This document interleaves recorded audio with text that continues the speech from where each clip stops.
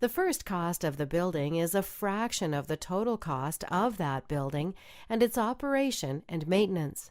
In staff-intensive facilities such as nursing homes, the debt service for the money borrowed to build the facility may be less than 20% of the annual operating budget. Therefore, most experienced sponsors want to minimize the cost of staffing, operating, and maintaining their facilities. A well-designed senior living community must be easy to operate and maintain and require lower than average investments in daily cleaning, operations staff, utilities costs, and routine and long-term maintenance.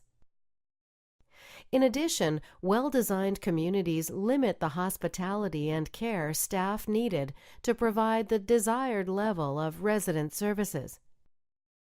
Thus, the design for operations and maintenance has three goals: reduce ongoing running costs, maximize durability, and support high-efficiency staffing.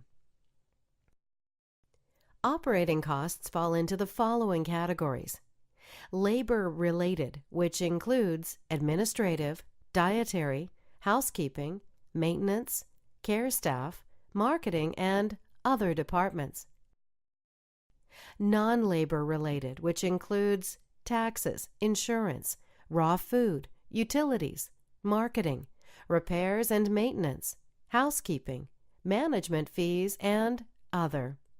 Many of these expense categories can be controlled or reduced by careful facility planning and design. Labor costs are the largest part of operating costs. These costs can vary significantly by region, code mandate, level of service, degree of unionization, and building type. A survey conducted by the American Seniors Housing Association, or ASHA, illustrates the range of full-time equivalent staff, FTEs, by category of senior housing. As this table illustrates, the staffing in many operations areas varies by 50 to 100% between facilities. Older, inefficient facilities staffed with unionized labor in higher labor cost regions often struggle financially. The same wide ranges in operating costs are found in other cost categories as well. Total utilities costs by resident day, for example, are illustrated in the State of Seniors Housing 2010 survey results. These costs have been rising steadily and have fueled the growing interest in the long-term savings achievable with sustainable design. Repairs, maintenance, and housekeeping costs are also significant. The same study notes that these three categories average between 8 to 11% of total expenses across the same three building types. Long-term, low-maintenance materials and systems choices can significantly reduce these expenses.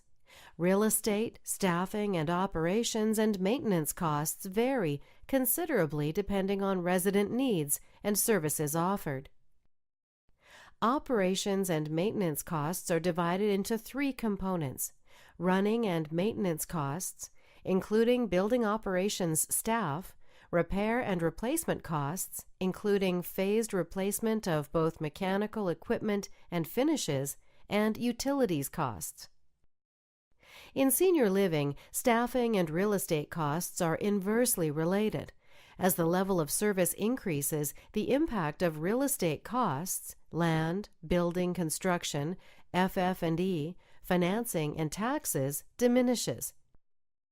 Whereas a 10% increase in real estate costs is likely to have a similar impact on total costs in independent living, its impact is only 1/3 as large in dementia care.